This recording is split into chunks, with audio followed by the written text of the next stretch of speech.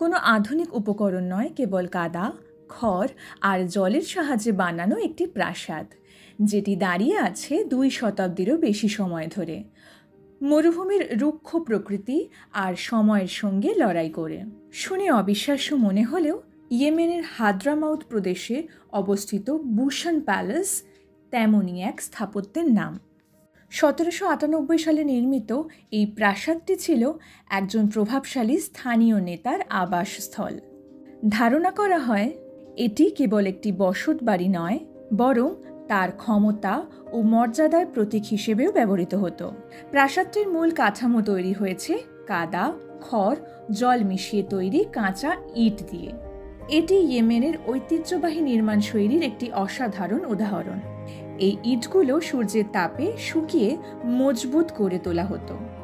কোনো রড বা সিমেন্ট ছাড়াই শুধু প্রকৃতির উপাদানে তৈরি হয়েছে 8 তলা বিশিষ্ট এই টেকসই ভবন।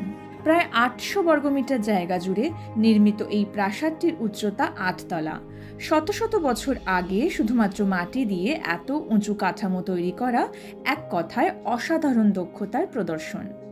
প্রাসাদের বাইরের দেওয়ালে রয়েছে জ্যামিতিক নকশা, আর জানলাগুলোতে খুঁজে পাওয়া যায় কাঠের সূক্ষ্ম কারুকার্য। কিন্তু এই সৌন্দর্যের পেছনে লুকিয়ে রয়েছে বাস্তব প্রয়োজন। মরুভূমির গরম থেকে বাঁচতে এই নকশাগুলো বাতাস চলাচলের পথ তৈরি করে দেয়, যার ফলে ঘরগুলো প্রাকৃতিকভাবেই ঠান্ডা থাকে। ইয়েমেনের ঐতিহ্যবাহী মাটির বাড়িগুলো, বিশেষ করে শিবাম শহরের টাওয়ার হাউসগুলো, আজও পৃথিবীর বিস্ময়ের তালিকায় জায়গা করে নিয়েছে। এর পেছনে রয়েছে কিছু কার্যকর নির্মাণ দর্শন। বুশান প্রাসাদ আমাদের মনে করিয়ে দেয় টেকসই স্থাপত্য কেবল আধুনিক প্রযুক্তি দিয়ে হয় না, বরং প্রকৃতির উপাদান, পরিবেশ বোঝার জ্ঞান এবং সৃজনশীলতা থাকলেই যুগের পর যুগ ধরে টিকে থাকা আশ্চর্য সব স্থাপনা নির্মাণ সম্ভব।